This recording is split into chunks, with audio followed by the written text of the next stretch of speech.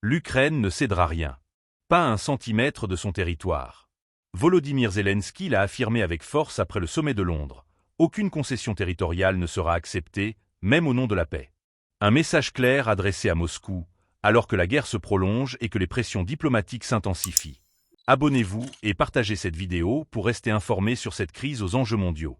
Dimanche dernier, Londres a été le théâtre d'un sommet européen d'une importance capitale. Les dirigeants du vieux continent se sont réunis pour discuter du conflit en Ukraine et des moyens d'accroître les capacités de défense de l'Europe face à une menace russe persistante. Parmi eux, Keir Starmer, fraîchement nommé Premier ministre britannique, a pris la parole avec fermeté. Le Royaume-Uni est prêt à aller plus loin. Déployer des forces armées en Ukraine, mobiliser son aviation. Une escalade assumée qui pourrait redéfinir les rapports de force sur le terrain. Si ces déclarations traduisent une solidarité affichée avec Kiev, elles marquent aussi une rupture stratégique. Jusqu'ici, les soutiens occidentaux privilégiaient une aide militaire indirecte. Envoi de matériel, formation des soldats ukrainiens, sanctions économiques contre Moscou. Mais l'annonce de Londres bouleverse cet équilibre.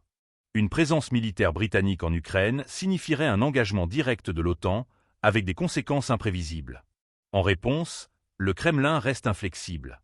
Moscou considère toujours les territoires annexés comme une partie intégrante de la Fédération de Russie et rejette toute discussion sur un éventuel retour sous souveraineté ukrainienne. Pour Vladimir Poutine, la reconnaissance de ces territoires est non négociable. Une posture qui rend toute issue diplomatique presque impossible, malgré les tentatives de médiation internationale.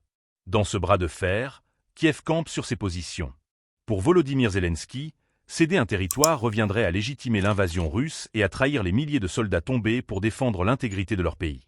Nous ne reconnaîtrons jamais ces annexions, même sous couvert d'un accord de paix, a-t-il martelé.